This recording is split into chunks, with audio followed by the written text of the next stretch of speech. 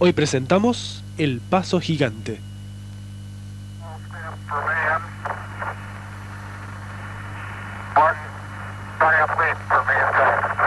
That's one small step for a man, one giant leap for mankind. Neil Armstrong's first words.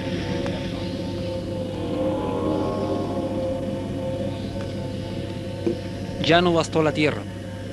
Al hombre se le hizo pequeño el patio inmenso de su planeta, el que ya no parecía sorprenderlo con sus rutinas y su eje levemente inclinado. Ese deseo incontrolable de superarse a sí mismo, de reinventarse, de sorprenderse, le hizo fijar su atención en ese globo en el cielo, Dios para muchas civilizaciones antiguas. Ese 20 de julio de 1969 se produjo un acercamiento definitivo entre la Tierra y su hasta el momento lejano satélite natural, la Luna. El hombre creyó en su intuición aventurera y, descansando en la necesidad de traspasarse, surcó el espacio en el módulo Águila. A bordo de esa máquina, Neil Armstrong y Edwin Aldrin se dieron una mirada satisfecha. Observaron el todo por una ventanilla y pensaron en cuestiones tan simples y tan complejas a la vez como la nada, el espacio, el tiempo. El espacio-tiempo en resumidas cuentas, y se sintieron absolutamente pequeños. Ese 20 de julio de 1969, Armstrong caminó por la superficie lunar haciendo realidad un sueño milenario, justificando el esfuerzo y sacrificio de millares de científicos. Conectado a un televisor, el mundo creyó estar viendo una película de ciencia ficción que le emocionaba. Armstrong saltó varias veces como un niño. Estaba contento. Desde la base terrícola recibió la orden de que parara, que celebraría una vez de vuelta en casa. El astronauta demostró entonces que llega un punto en que el hombre es incontrolable en situaciones extremas como llegar a la Luna, por ejemplo.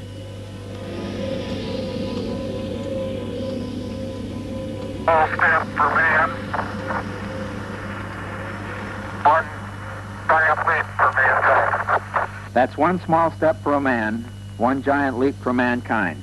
Neil Armstrong's Primera cosa, el hombre, desde hace miles de años, desde hace siglos, estuvo mirando al cielo, estuvo tratando de desentrañar misterios en ese espacio infinito que constituía el cielo oscuro y sus estrellas, esos astros, y se fijó justamente en la Luna.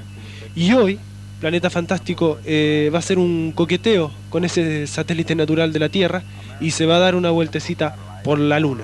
Segunda cosa, escuchaban a Pedro Aznar, el músico argentino, con el tema Luna llena de agua. Y tercera cosa, los teléfonos para comunicarse con Planeta Fantástico este día en la Luna es el 32-0207-312263. Y ya sabes de memoria que una revista de revelación puede ser tuya. Perdón. Tuya.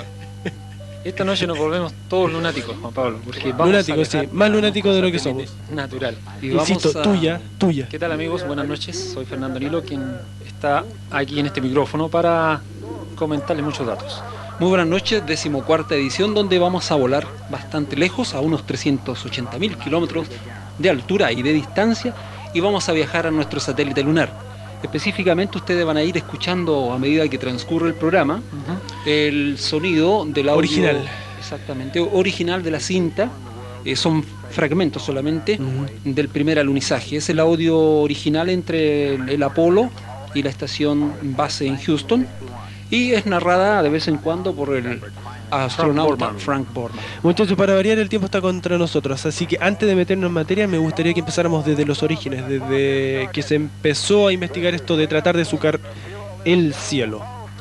Bueno, los primeros emprendedores, digamos, de la cohetería a nivel mundial fueron tanto por parte de la Unión Soviética como los Estados Unidos. Estamos hablando de la década de los 20 aproximadamente, cuando ya científicos bastante pioneros en este campo, como Tsiolkovsky, que fue un ruso, fue uno de los primeros que ideó, digamos, algún aparato reactivo para poder volar, poder surcar hacia el cielo o alcanzar grandes alturas. Claro, en un futuro quizás lejano, él pensaba que se podría llegar a las estrellas. Pero mucho antes Da Vinci creo que estaba soñando con volar tenía muchos proyectos Leonardo da Vinci, e incluso el paracaídas, y un helicóptero también tenía planteado dentro de sus planes futuristas para construir este tipo de elementos técnicos de aeronavegación. Pero muchos de ellos comenzaron a experimentar, de los científicos digo, comenzaron a experimentar en la década del 1914 a 1920.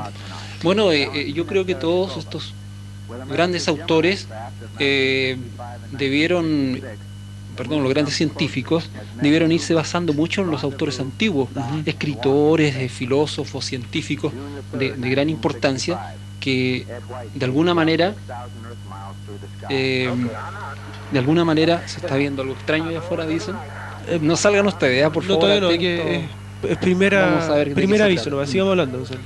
Igual que un programa que tuvimos una vez en una radio también. ¿El año pasado? También se vio un objeto. El año pasado, en Planeta Omega. Pero ahí se vio, ¿no? Pero ahí se vio, ¿no? Fue falsa alarma. ¿Sabes? Se había visto en esa oportunidad un objeto extraño en el cielo, pero al momento de salir nosotros ya no estaba. Pero hubo varios testigos que luego nos llamaron al teléfono diciéndonos que realmente habían visto algo. Bueno, seguimos con esto. Luego les comentamos que se está viendo allá afuera. No salgan ustedes, escuchen la radio, les vamos a informar nosotros. Bueno, Voltaire. Falsa alarma, así que sigan escuchando la radio y vuelvan a sus piezas. Exacto. Y acuéstense que si están acostados. Bueno, y hubo muchos escritores antiguos, por allá, por el Renacimiento, 1474 por lo menos, que hicieron viajar al hombre al espacio y volar. Voltaire, por ejemplo, Alejandro Dumas, A través del tiempo, y el propio Julio Verne, en la década entre 1828 y 1905, nos hicieron estos relatos. Ves que Julio Verne fue muy acertado también en lo que él planteó, ¿eh? Exacto, su novela Viaje a la Luna, precisamente, de la Tierra a la Luna. Sí, se basó todos los vuelos espaciales modernos, digamos, la cohetería moderna se basó precisamente en ese libro de Julio Verne. Ahora, es importante también destacar que Julio Verne planteó algunos lugares precisos que más adelante se hicieron realidad, incluso el mismo lugar de Cabo Cañaveral, de donde partían las naves al espacio. Eran unos pantanos en la Florida, en los Estados Unidos, donde se construyó lo que es el actual centro espacial de la NASA, Houston. Y aquí, Fernando, disculpa que te interrumpa, el cohete ideado por Julio Verne, por este personaje, él hace prácticamente un relato muy cercano a lo actual, que fue llevado, digamos, a la realidad por los científicos, en la cual él afirmaba que el señor Barbicane, en su novela, partía del lugar de Florida, justamente llamado Tampa en la novela. Hoy, que es una ciudad aproximadamente de unos 300.000 habitantes y que es además capital de un condado, muy importante por lo demás. Sus tierras, como decía Fernando, son semejantes a la de Cabo Kennedy, lo que planteaba Verne en su novela, y si no fuese por la existencia de esta ciudad, podría tal vez ser hoy un lugar de lanzamientos. Verne no solo estuvo imaginariamente a poco más de 200 millas del lugar exacto del alunizaje, sino que además concibió un cohete que se desplazaba a una velocidad muy similar al Apolo 11. Y esto quizás fue un viaje previamente ideado o mencionado por Verne en su novela. Además planteó el efecto de la ingravidez. Bueno, pero habría mucho para conversar sobre Julio Verne. Lo importante de esto es que los hombres que hicieron posible estos proyectos espaciales fueron Hermann Oberth, que fue considerado también el padre de la misilística mundial, un alemán, el maestro también de Wernher von Braun, quien fuera director también de la Administración para el Espacio y la Aeronáutica NASA, años después que emigrara desde Alemania, terminada o finalizada la Segunda Guerra Mundial. Este señor alemán fue el que encauzó los proyectos coheteriles de la astronáutica norteamericana. Claro. Una vez que Alemania se rindió, estos científicos pasaron, digamos, a Estados Unidos y fueron creando aquí ya los combustibles líquidos, que también, recordemos que Julio Verne lo plantea en su novela, pero en el sentido de la pólvora, no de un combustible líquido. Pero estos grandes padres de la cohetería moderna, como fueron Hermann Oberth, Wernher von Braun, el propio Robert Goddard también en los Estados Unidos posteriormente, fueron ideando combustibles líquidos para probar estos cohetes. Y este combustible obviamente era quizás el más importante para poder llevar una nave hacia lo alto del cielo y ojalá hacia el espacio exterior. Fue el mismo caso, por ejemplo, Alfredo, que nuestros amigos sepan también, que este señor Von Braun se interesó mucho por los trabajos de este señor americano, Herman Hobart, y leyó un libro titulado El cohete en los espacios interplanetarios. Eran unas teorías que también planteó Herman Hobart. Efectivamente, eran científicos de primera, por ejemplo, habían trabajado con las famosas bombas B-2 en Alemania, en una base de cohetes en Peenemünde, y Hitler también por ahí encauzó algunos de estos proyectos de coheteriles, digamos, para la guerra. Pero posteriormente, finalizada la Segunda Guerra Mundial, fueron ya encauzados con fines pacíficos y constructivos. ¿Existe, haciendo un salto bien atrás, alguna civilización antigua que hable metafóricamente de viajar a otros mundos? Y claro, y Dédalo también, sí, muy comentado eso. Pero analizamos la cultura maya hace 12.000, 10.000 años atrás, que datan últimamente las estimaciones de los astroarqueólogos. Ya podemos ver diseñado en la lápida sepulcral de Palenque uno de estos modernos cohetes. Es decir, el astronauta de Palenque nos da la idea exacta y nos confirma la teoría para muchos de que en la antigüedad, de alguna manera, que no vamos a comentar en este programa, se creó algún avance tecnológico capaz de poder elevar un gran aparato, una gran nave o un gran cohete hacia el espacio exterior. Obviamente, reitero, si se conocía en la antigüedad la cohetería, nosotros lo podemos confirmar a través de ese sarcófago de Palenque. Hay muchas leyendas más, tenemos los vimanas también, y muchas leyendas, historias antiguas, libros también que relatan la moderna cohetería en tiempos remotos. Te recuerdo que el 320207 y el 312263 son los canales de comunicación directa con Planeta Fantástico, esta vez de paseo por la Luna. Nilos. Podríamos leer los titulares también que tenemos de nuestra revista, del ejemplar de la revista Revelación. Sí, y yo quiero hacer un recuerdo, ya que se celebran 30 años de lo que fue la moderna cohetería y el viaje a la Luna principalmente. Uno de los impulsores más importantes de esta cohetería y de la carrera al espacio fue John Fitzgerald Kennedy. Y hoy debemos lamentar trágicamente la muerte de su hijo. De esa familia tiene un estigma, sí, pareciera. Es lamentable, es un karma quizás de vidas pasadas, etcétera. Pero lo lamentamos a través de este micrófono precisamente por quien fue uno de los principales impulsores de la carrera hacia el espacio exterior, de John Fitzgerald Kennedy, y hoy la lamentable deceso de su hijo. Y en parte a esto que estoy hablando de decesos, lamentamos también el fallecimiento de uno de los hijos de nuestro padrino de la revista Revelación, don Percy Eaglehurst. Ha fallecido uno de sus hijos, y que también nosotros lamentamos mucho eso, y lo hacemos llegar también a los auditores para que comprendan que todos estamos también sintiendo de alguna manera a quienes están, digamos, en este conocimiento, y que de alguna manera todo lo que sabemos nos ayuda a superar la pérdida de un ser querido o de un familiar. En alguna oportunidad vamos a conversar también acerca de la reencarnación, que son algunos de los temas también que trae esta revista. Papiro revela ovnis en el Antiguo Egipto, maravillas a la hora de la muerte. Es muy importante esto para quien obtenga este ejemplar de la revista Revelación. Los milagros del Señor de Mayo, enterrado vivo, clonación humana y extraterrestres tratan de comunicarse, donde aparece un artículo ahí del periodista Jaime Maussan. Esa es la revelación que te puedes ganar si llamas al 320207 o al 312263. Hoy día Planeta Fantástico hablando del hombre cuando llegó a la Luna hace ya 30 años. Correcto, me gustaría, Alfredo, hacer un alcance también a lo que dijiste respecto a John Fitzgerald Kennedy. Kennedy dijo que debíamos dejar atrás la era nuclear. En aquellos tiempos estábamos hablando de 1960 aproximadamente, y enviar un hombre a la Luna antes de que finalizara la década del 60, es decir, 1969 aproximadamente. Se habría cumplido efectivamente. Y traerlo de vuelta sano y salvo. Esa era más o menos una de las palabras que él pronunció en muchos de sus discursos. Ajá. Bastante largos eran sus discursos, pero encauzó principalmente los proyectos espaciales mediante la NASA.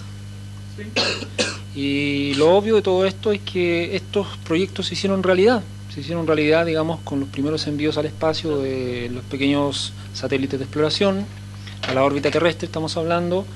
Posteriormente, no olvidemos que fueron los soviéticos también los que primero pusieron un objeto a orbitar nuestro planeta Tierra, y posteriormente se adelantaron también los norteamericanos, casi a la par, al mismo tiempo. Pusieron también al primer hombre en el espacio, que fue John Glenn.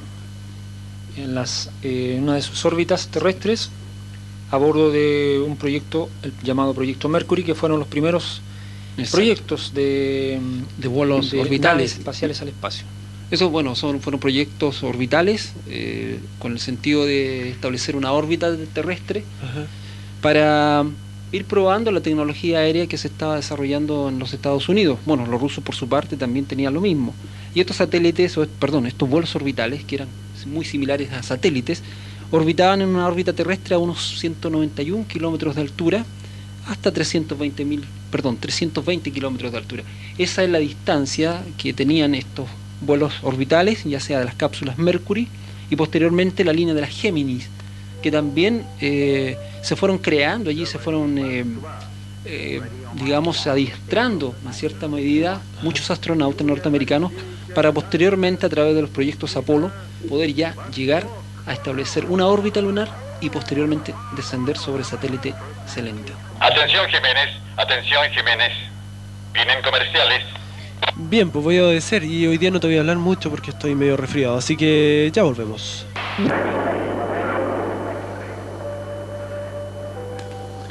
Nada mejor para saber lo que sucede en el otro mundo que informándote en Planeta Fantástico con la señorita de otro mundo. Ya sabes de memoria, supongo yo, que el 320207 y el 312263 son los teléfonos para que te tires un cable hacia Planeta Fantástico y hagas tus consultas, o si quieres pintar el mono al aire también lo puedes hacer. Y hay una revista revelación siempre al final del programa esperándote.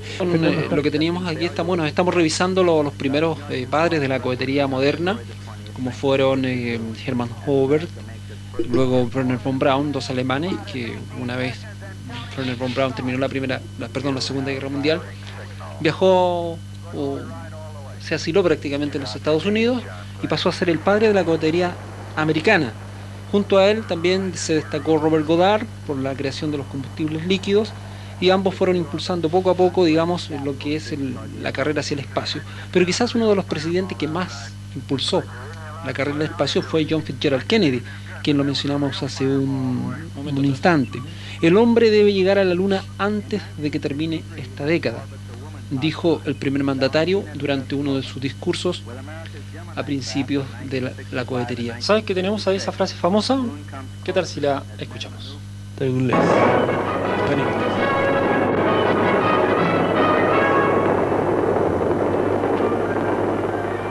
I believe that this nation should commit itself to achieving the goal before this decade is out of landing a man on the moon and returning him safely to the earth.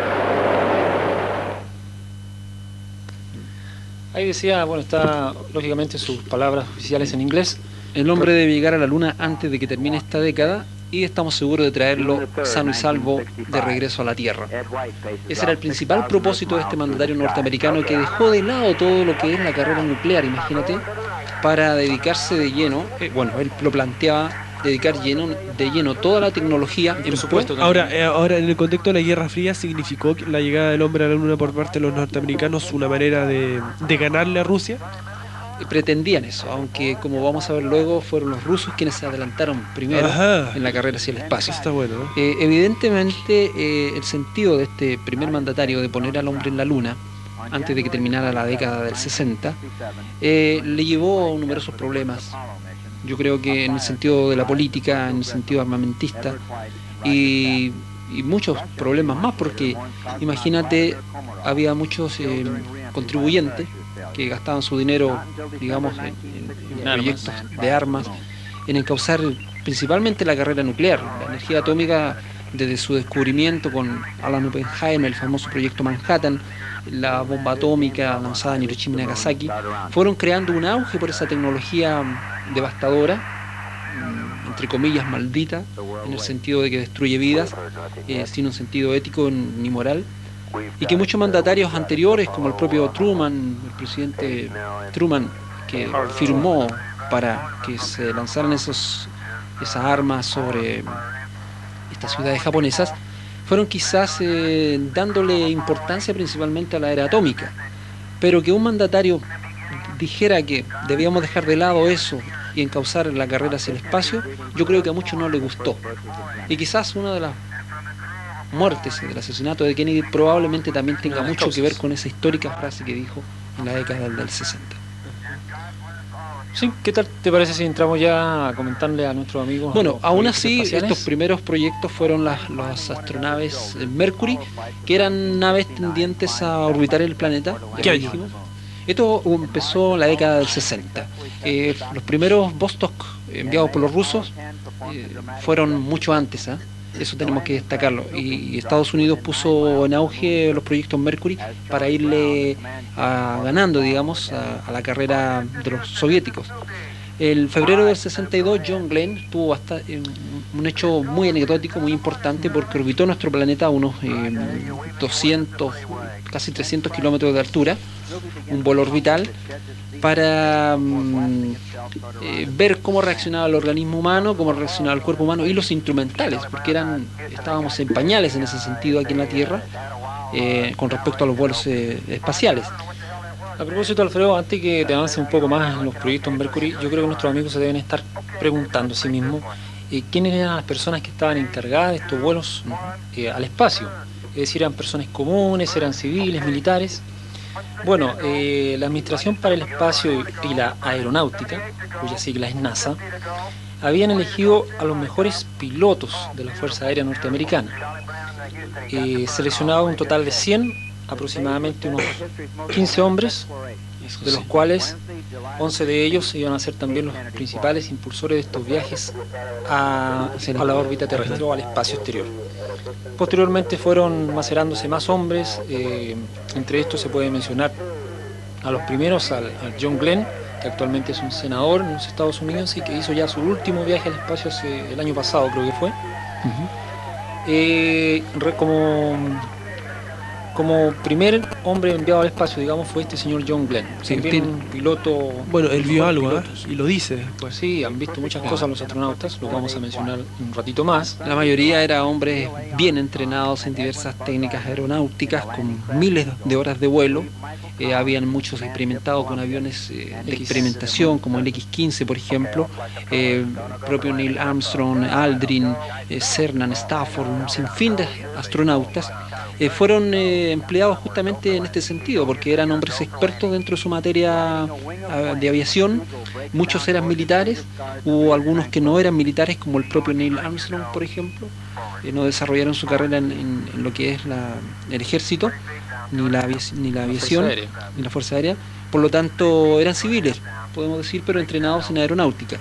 Por lo tanto, la mayoría tenía una vasta experiencia, capaz de discernir exactamente cuándo estaba viendo algún objeto conocido y cuándo estaba viendo algún objeto desconocido. Durante estos primeros vuelos experimentales, muchos de los pilotos, o muchos de estos astronautas, lograron ver algunos objetos extraños, o sea, alguna tecnología foránea, extraña, que ellos obviamente decían que pertenecía a los soviéticos de ese tiempo.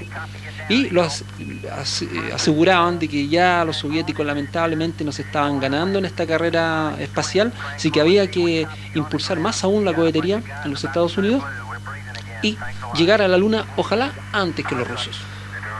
Vamos a... Dicen que Soda Stereo le dedicó ese tema, Luna Roja, de su álbum Dínamo, a Federico Moura, el ex vocalista de Virus, que se lo llevó el SIDA hace ya 12 años, si no me equivoco. Las interpretaciones son de ustedes. Estamos hablando hoy día de la Luna, pero de la llegada del hombre a la Luna, el planeta fantástico. 320207, 312263 son los teléfonos para que te comuniques con Planeta Fantástico y te lleves una revista Revelación. Alfredo. Bueno, estamos hablando de esta primera década espacial que va desde el año 1957 al año aproximadamente 1967, 2 años antes de que se iniciara el histórico vuelo hacia la Luna. Los primeros proyectos, lo vuelvo a reiterar, fueron por los Estados Unidos, por ejemplo, fueron los Mercury, luego estuvieron las Gemini y posteriormente las Apolo. Durante todo esto se estuvo pendiente, digamos, de ir mejorando cada vez más la técnica, mejorando las condiciones del ser humano en un ambiente de ingravidez. La alimentación era otro punto fundamental que debía cuidarse.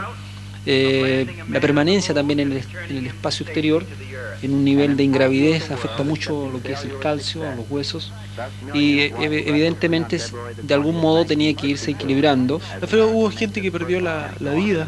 Sí, hubo muchos astronautas que no solamente perdieron la vida, sino que también desaparecieron misteriosamente. Por ejemplo, uno de los primeros accidentes trágicos que ocurrió fue en una de las Apolos también, cuando murieron 3 astronautas, como fue Virgil Grissom, Edward White y Walter Chaffee.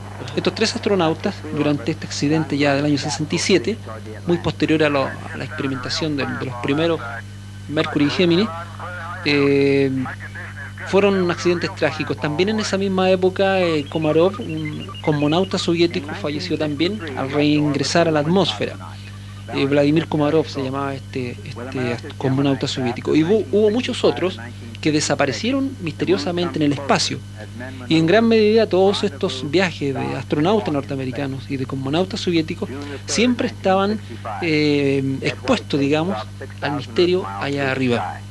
Por ejemplo, el 12 de abril de 1961 fue un hecho muy importante porque Rusia logró poner al primer hombre en el espacio, nada menos que al cosmonauta Yuri Gagarin.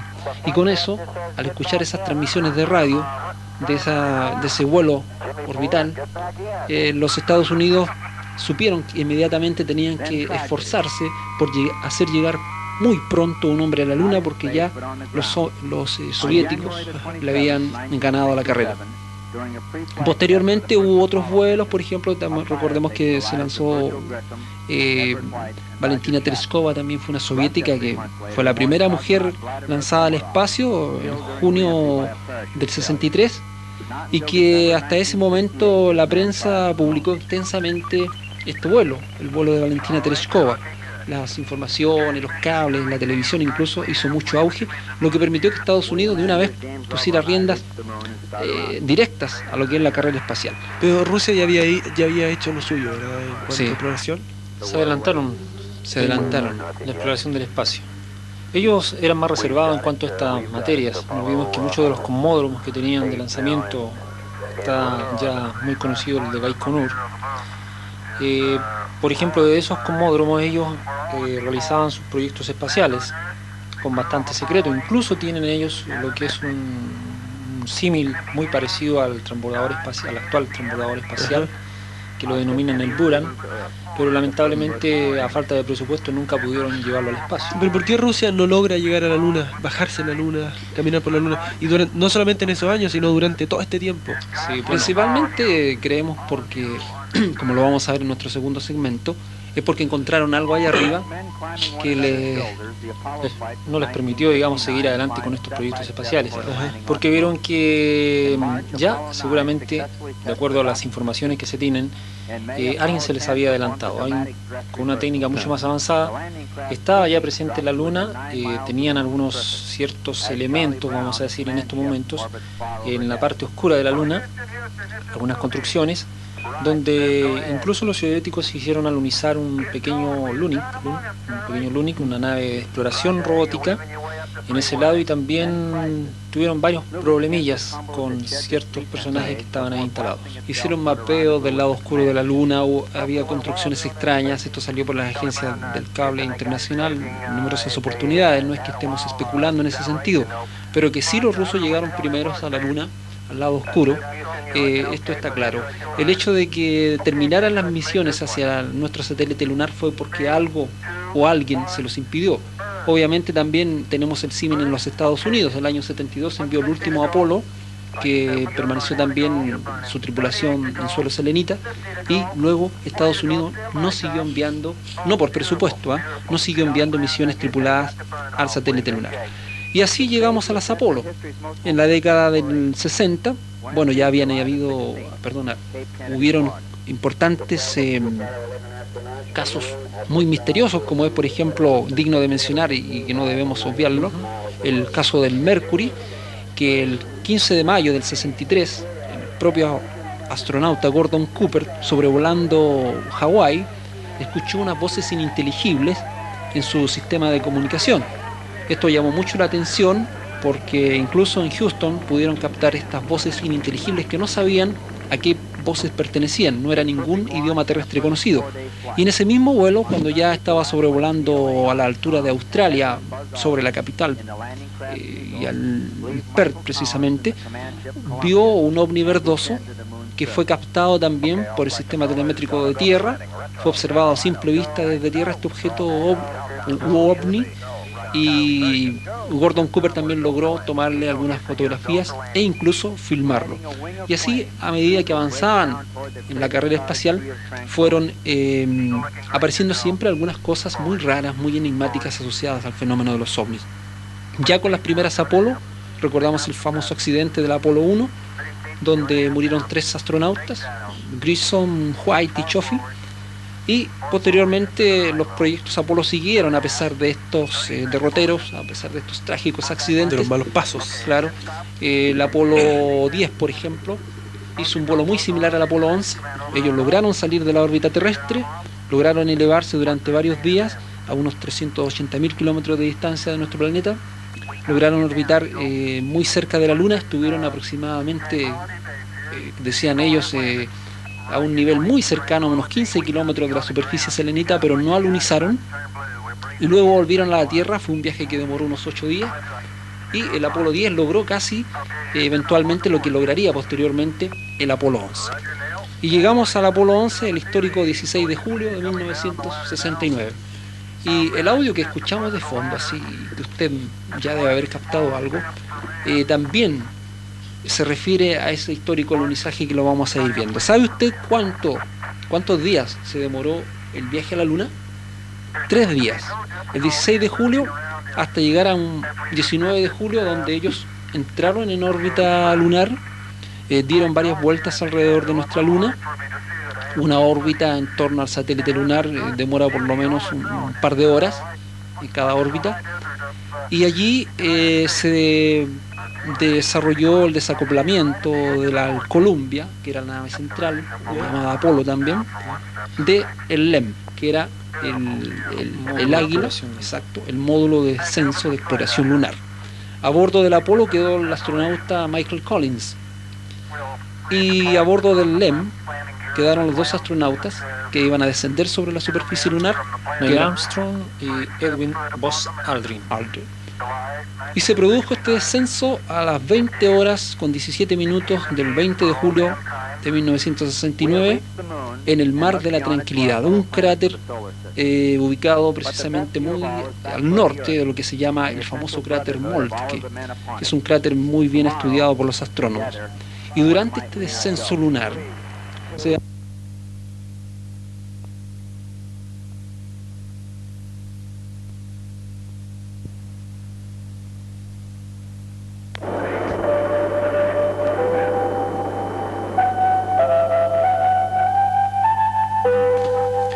La Luna y Planeta Fantástico hoy día son uno solo, porque estamos hablando de la llegada del hombre a la Luna hace casi exactamente 30 años atrás. ¿Por qué no han vuelto? De eso vamos a hablar durante lo que queda de programa. Pero antes te recuerdo, como siempre, que el 320207 y 312263 son los teléfonos de Planeta Fantástico. Hay una revista Revelación esperándote, ¿eh? Exactamente. Bueno, durante este histórico alunizaje realizado precisamente a las 20 horas con 17 minutos del 20 de julio del año 69, es decir, exactamente hace 30 años, estos astronautas norteamericanos, Neil Armstrong y Edwin Buzz Aldrin, como le decían, descendieron sobre la superficie selenita. Quedó allí posado el Águila, o el LEM, como le llamaban, el módulo de exploración lunar, durante varias horas.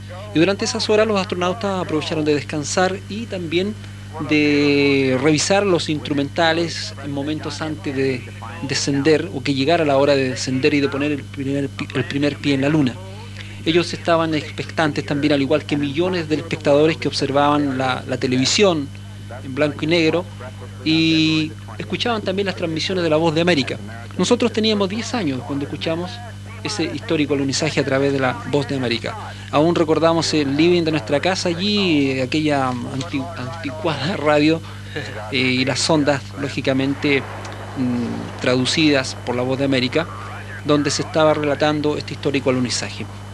Se comenta, y no es un hecho especulativo, lo reitero, el hecho de que estas transmisiones que estaban realizando los astronautas con la base de Houston se silenciaran durante por lo menos 3 minutos y luego comenzaran a entregársenos una posterior grabación de lo que estábamos escuchando. Lo mismo ocurrió con la televisión.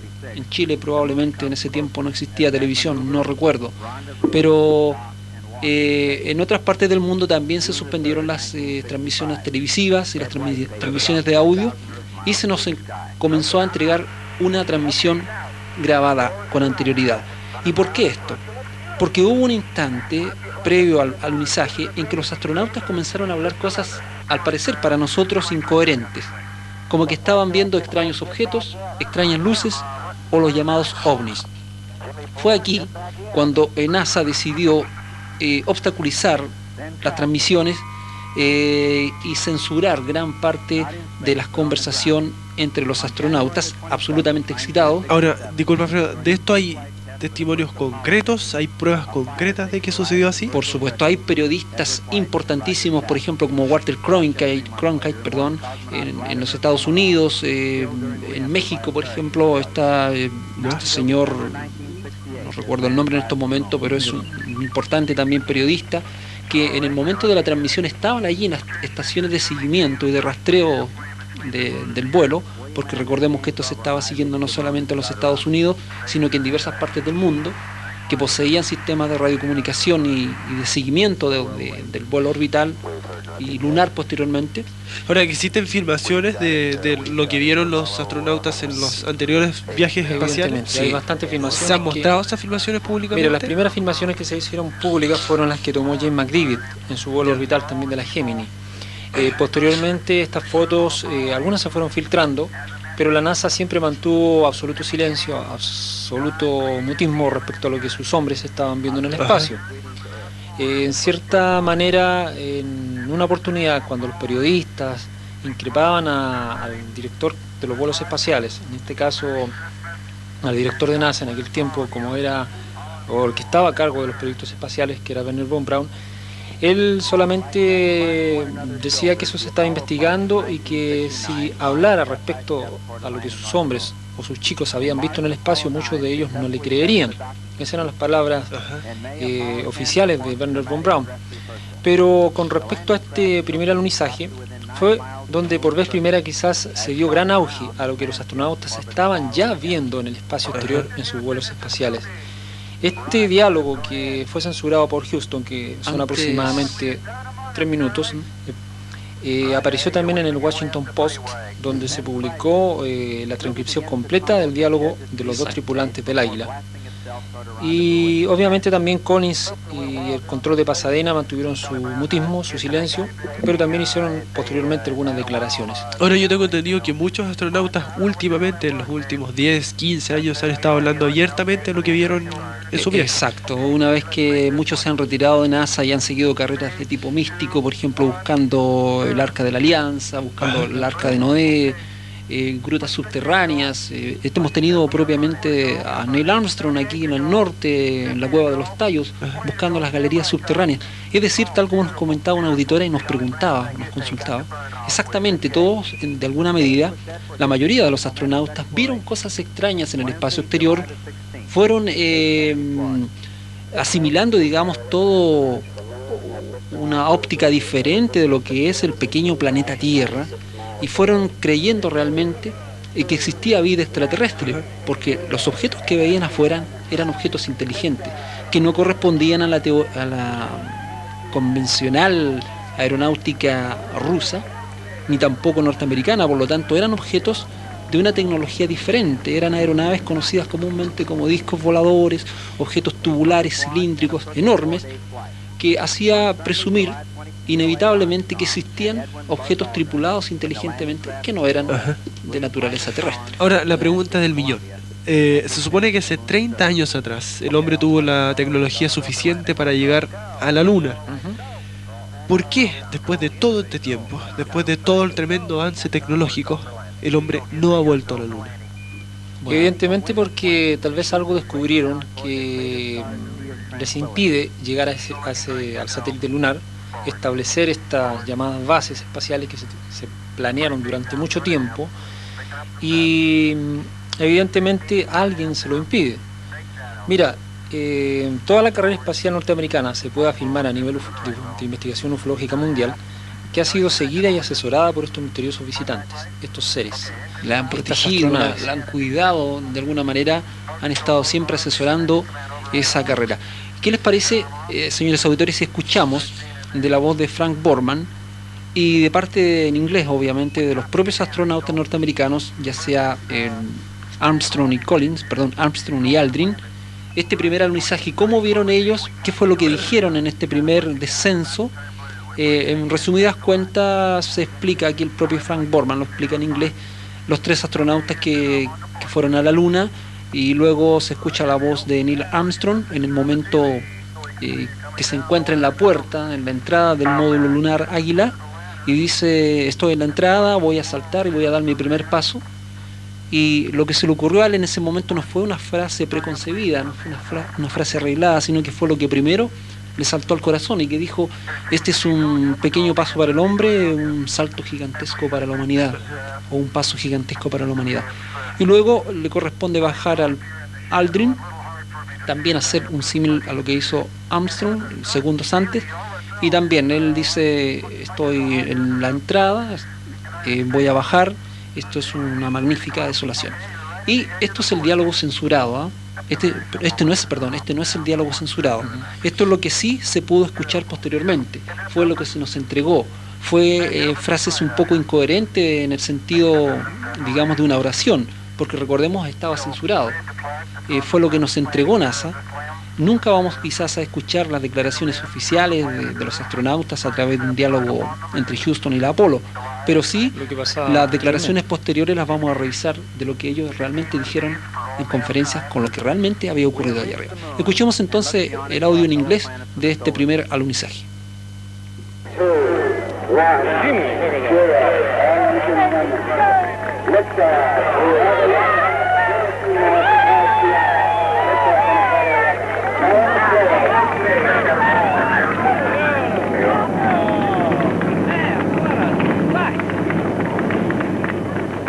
A perfect launch and a perfect 4-day flight.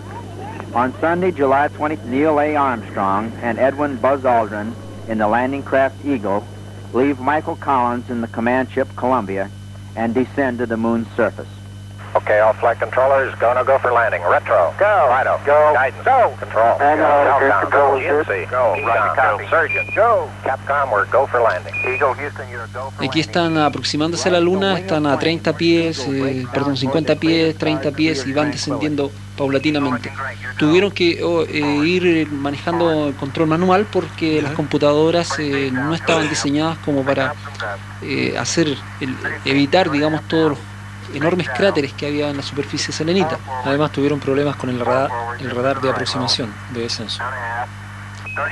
¿Y que se están aproximando? Sigamos escuchando. Este es el audio original entre Houston y la Apolo, prácticamente el Águila. We copy you down, Eagle. Houston, Tranquility Base here. The Eagle has landed. El Águila ha descendido. We copy you on the ground. You got a bunch of guys about to turn blue. We're breathing again. Thanks a lot. Luego permanecieron varias horas en la superficie lunar, aproximadamente unas 6 a 8 horas, donde descansaron, se pusieron, digamos, el instrumental en orden para descender. Aquí vemos ahora, escuchamos a Neil Armstrong en la entrada.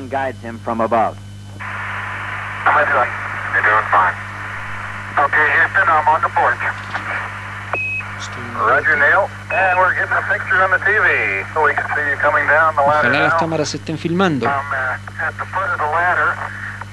That's one small step for man. Un pequeño paso para el hombre. One giant leap for mankind. Un paso gigantesco para la humanidad. Esa es la historia, una de las frases, quizás la frase más importante del siglo. ¿Sabe? Ahora, lo importante de esto es que posteriormente, cuando estos dos astronautas se afanaban en la toma de imágenes y de recolección de piedras, que eran las órdenes que se le habían enviado desde Houston, además de la instalación de aparatos científicos y precisamente de la bandera de los Estados Unidos, que como quizás algo novedoso, esta bandera fue fabricada con muchos logos, o sea, por numerosas fábricas en los Estados Unidos. Una especie de concurso que hicieron. Y todas las enviaron con su logo promocional, promocionando su fábrica. Se reunieron todas estas banderas, se les sacó a todos los logos y se eligió una al azar. Entonces esa fue la bandera que los norteamericanos pusieron allá en la superficie selenita. Fernando, antes de que ustedes sepan qué es lo que vieron los hombres al lado oscuro de la luna y por qué se fueron, escuchen a los lucidos. Esas eran las lunas de Lucibel de su primer disco, Peces. 320207-312263, los teléfonos de Planeta Fantástico. Hoy día hablando de la llegada del hombre a la luna. Habíamos quedado pendiente de hablar sobre lo que vieron los astronautas ese día de julio del 69 en la luna, en el lado oscuro. Lo resumo precisamente con el artículo de una revista, de esta misma revista Revelación, que en uno de sus números habla a 30 años del hombre en la luna. Selene, yo lo estoy cambiando, dice a 27 años del hombre en la luna. Selene en poder de los extraterrestres. Periodista Osvaldo Murray dice: Selene en poder de los extraterrestres. Todo indica que ingenieros de otros mundos realizan misteriosas construcciones en nuestro satélite.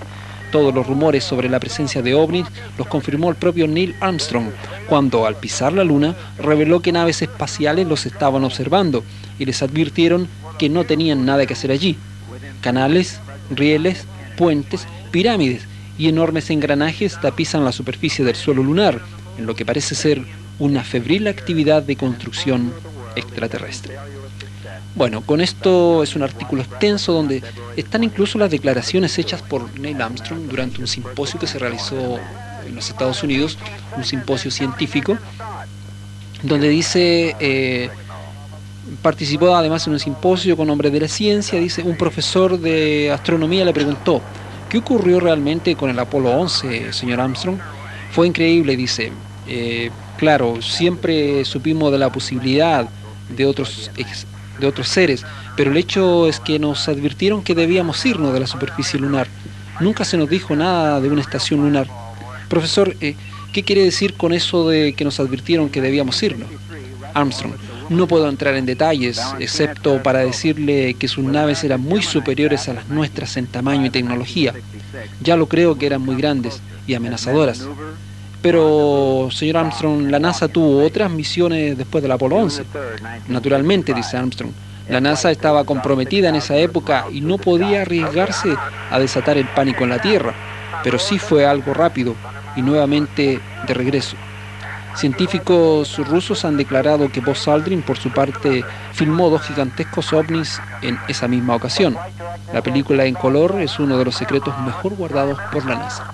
Y aquí podemos ver varias fotografías a todo color de tomas que hicieron los propios astronautas y las posteriores misiones Apolo sobre la Luna.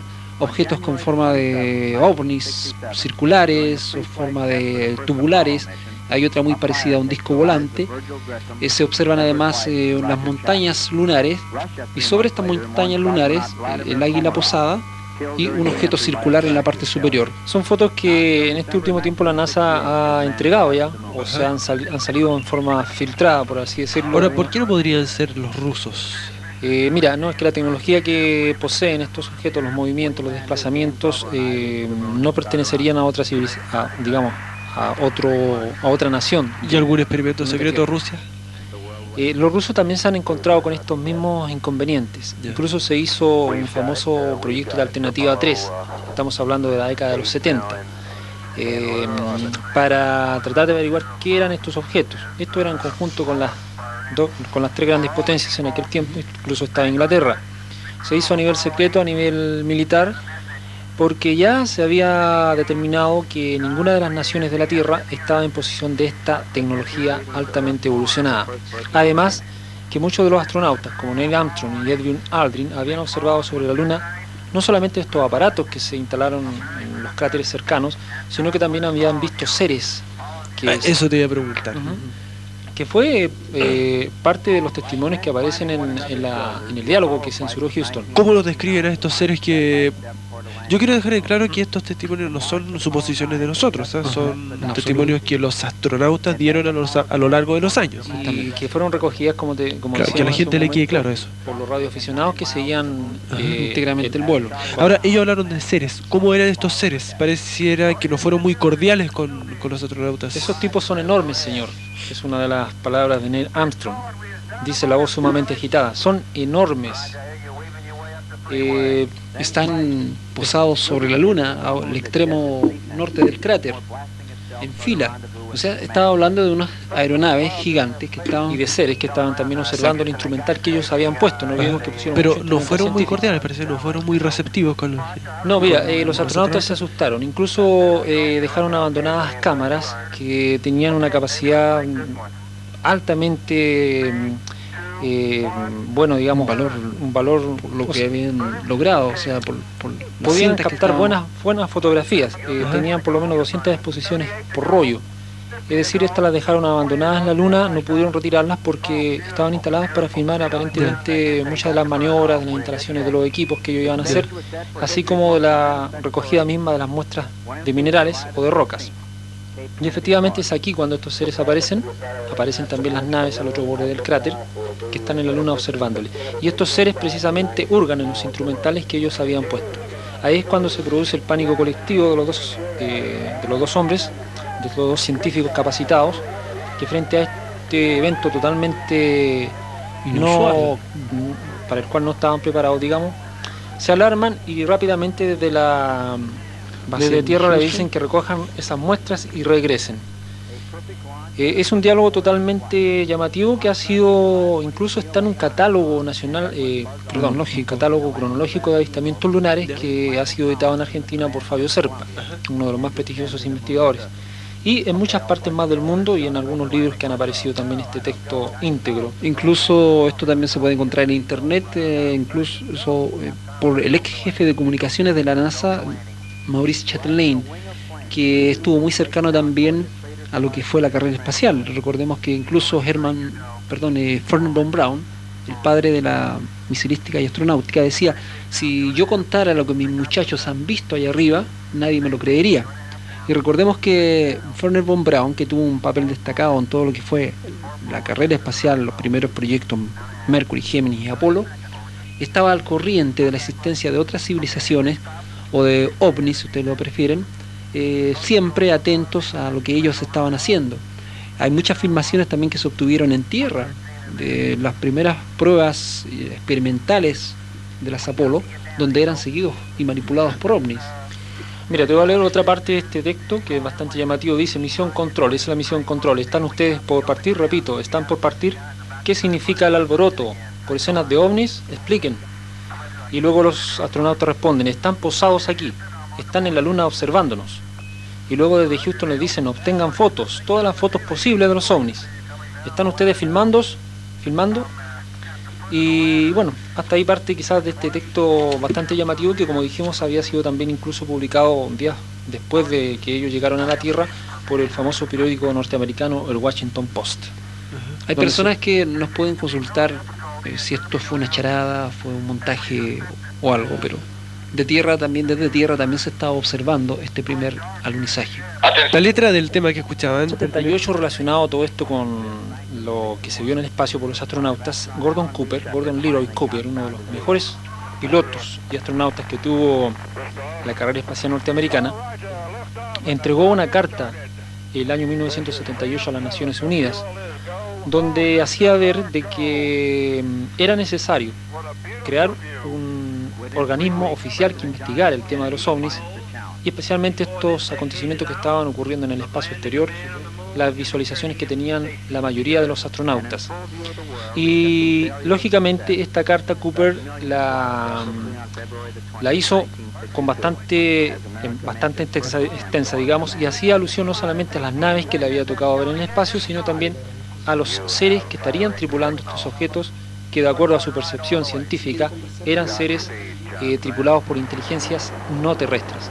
Eso era lo que decía la carta de Cooper. No la vamos a leer porque es muy extensa, queda pendiente para una próxima oportunidad, que también el tiempo se nos hace muy corto en radio, porque hay otros datos también importantísimos que queremos comentarle a nuestros amigos. Evidentemente, A ver, tú habías leído rato atrás, hace un momento, el diálogo de los primeros... sí, ahora estaba comentando, bueno, tú estabas al teléfono recién, la carta de Gordon Cooper a las Naciones Unidas. ya, eso fue el año 78. Y quiero que, no sé, luego tenemos un audio, una entrevista que se le hizo a Gordon Cooper, que la vamos a comentar luego porque está en italiano, él habla lamentablemente en inglés, pero se puede traducir algo de lo que comentó con respecto también a 2 observaciones ovnis que le tocó presenciar durante su carrera como militar en la base aérea Andrews. Muchachos, hace un rato una auditora preguntó, que no quiso identificarse, ¿por qué la mayoría, o si no todos los astronautas, tienen un cambio o religioso o filosófico en cuanto a plantearse la existencia del hombre en este espacio infinito? Sí, bueno, ellos se dan cuenta. Recientemente, Giorgio Mongiovanni, cuando estuvo en Rusia, le comentó a uno de los directores de los programas espaciales soviéticos referente a esto. Y fíjate tú que es interesante lo que este cosmonauta, no recuerdo el nombre, está por aquí en uno de los trabajos de la editorial Non Siamo Soli, El cielo en la tierra, donde le decía que a él le gustaría enviar a todos los políticos al espacio, porque al ver nuestro planeta desde allá se darían cuenta de lo pequeño que somos y cómo cambiaría radicalmente sus conceptos, tanto de la forma física y espiritual. Cambiaría totalmente, radicalmente, el concepto que tiene el humano con respecto a su mundo y a el universo que nos rodea. Claro, esta visión antropocéntrica, digamos, del hombre es similar, digamos, a la que tenían en las décadas antiguas. Por ejemplo, en el oscurantismo de la Edad Media, por ejemplo, el ser humano pensaba que no existían otros continentes porque no tenía conocimiento en lo que es Europa Central, digamos, de que habían otros lugares, otros espacios donde el ser humano también podía vivir alegremente. Y sin embargo, ese concepto oscurantista, digamos, ocurre un hecho muy parecido cuando los astronautas van al espacio. Allá arriba se puede observar el pequeño y frágil planeta Tierra, se puede ver que es una esfera más de este gran y vasto cosmos. Además, el hecho de que todos estos astronautas hayan tenido diferentes aspectos, ya sean en el aspecto espiritual o en el plano religioso, muchos, o se hayan dedicado, como dijimos anteriormente, a buscar los enigmas de nuestro mundo, es quizás el hecho de haber logrado concebir una humanidad quizás más abierta a otros cambios. El hecho de aceptar la existencia de otras civilizaciones, ver objetos extraños en el espacio que no eran de nuestra tecnología, obviamente les cambió el sentido de la vida. Nos puede ocurrir el día de mañana al ver un avistamiento o al tener un encuentro con estas entidades. Al comprender realmente la historia. Recién conversaba con un auditor que me decía él, quizás un poco no estaba de acuerdo en las fechas que dábamos nosotros muchas veces con respecto a los mayas, por ejemplo. Lo pudimos ver en un álbum por ahí del álbum Alien, que es una colección documentada en base a varios textos, a varios trabajos con relación al famoso sarcófago de Palenque. Debemos leer, debemos estudiar e investigar detalladamente un documento para dar algunas fechas. Yo dije, recuerdo 10.000 aproximadamente años de antigüedad tenían este sarcófago de Palenque. Bueno, la civilización maya que conocemos nosotros actualmente tiene menos edad, con una base convencional histórica, pero tenemos que cambiar todos los patrones históricos. Yo soy profesor y a mis alumnos perfectamente saben que el inicio de la historia se registra cuando se encuentra el primer texto escrito. Hoy mismo podría cambiar esa historia si nosotros encontráramos sumergido bajo el océano Atlántico alguna civilización que dejó textos escritos, ya sean láminas de oro u otro metal. Los códices mayas, por ejemplo, o el mismo calendario maya, nos habla de fechas primigenias que se trasladan 15.000 años atrás por lo menos, y también nos da una fecha de término de nuestra historia que es aproximadamente para el año 2013. O sea, basándonos en esos calendarios de piedra, podemos deducir que la civilización maya, tal como nos afirman los códices, se traslada en una época remota más allá de lo que nos ha enseñado la historia tradicional. Y volviendo a lo que es la luna, son temas que vamos a ir tocando en el curso de los programas, y nosotros le decimos a ustedes que si tienen alguna pregunta, háganosla, háganoslas saber, háganos llegar sus críticas constructivas también, para que vayamos armando este gran rompecabezas que es el enigma del mundo actual. Los astronautas, por ejemplo, develaron muchos enigmas allá arriba. Ese primer alunizaje, la transmisión radiofónica captada no solamente por una estación de seguimiento y de rastreo, sino que por varias en diversos puntos del planeta, demostraron claramente que estos astronautas, Armstrong y Aldrin, estaban hablando de seres y de naves que estaban sobre la superficie selenita. Fernando lo leyó hace algún momento, decía, ¿qué es? ¿Qué diablos será eso? Estos objetos son enormes, señores. Ustedes no lo creerían. Les estoy diciendo que aquí hay otras naves espaciales. Están una al lado de la otra, en fila, alineadas al otro extremo del cráter. Están en la Luna y nos observan. Estamos bien aquí ya, pero hemos descubierto algunos visitantes. Han estado aquí cierto tiempo, a juzgar por sus instalaciones. Cualquiera que sea su forma, eso eran naves espaciales. No hay dudas. Bueno, de más está decir, y lo reitero, el texto íntegro de esta comunicación fue transcrito por varios periódicos en Europa y la NASA, digno de destacar, nunca desmintió su veracidad. Hay diplomados de NASA que tenemos al propio caso de Richard Hoagland, que es un consejero de NASA, vocero de CNN, vocero especial de NASA durante algún tiempo, que no comulgó, digamos, con lo que ocultaban los científicos ortodoxos de NASA y entregó mucha información sobre lo que habían realmente visto los astronautas norteamericanos, algunos soviéticos, y también hizo un catálogo cronológico de los descubrimientos lunares, es decir, de todas esas bases, de esas estructuras que están en la Luna todavía, y para ser observada incluso desde observatorios terrestres, porque aquí también tenemos un catálogo de astrónomos que han observado extrañas luces, cúpulas, monumentos. Y ojo, desde nuestro planeta con grandes telescopios. O sea, si ustedes miran la Luna con un modesto telescopio y se quedan observando el disco lunar durante varias horas, van a ver cosas muy extrañas y no van a ser cosas que pasen a nuestra altura de la atmósfera, sino que son objetos que se mueven allá arriba en la superficie lunar. Algo muy extraño. Y para eso los astrónomos tienen bastante discernimiento, bastante entrenamiento para discernir en lo que está en nuestra atmósfera, fuera de nuestra atmósfera o precisamente sobre la superficie selenita. Bueno, ahora vamos a escuchar la entrevista que se le hace al astronauta Gordon Cooper. Está, eso sí, con una periodista que pregunta en italiano, o traduciendo en italiano, que nosotros vamos a montarnos encima y vamos a tratar también de sacar algunas frases de las que nos va diciendo este astronauta Gordon Cooper. Voci in un programma televisivo Merv Griffin nel 76 lei ha en 1977 dice que en un programa televisivo se le preguntò sobre un ovni que había visto en la base Edwards. Può darci delle informazioni su questo? Avevo l'equipaggio che stava filmando l'installazione. Sí, mientras filmábamos las instalaciones. Stavano installando e stavano filmando. Mientras se realizaban estas instalaciones se estaba filmando. Tutto questo. Correvano verso di me per dirmi che c'era stato un disco volante che ha volato sopra di loro. Y de pronto observaron un disco volante que se desplazó sobre los cielos.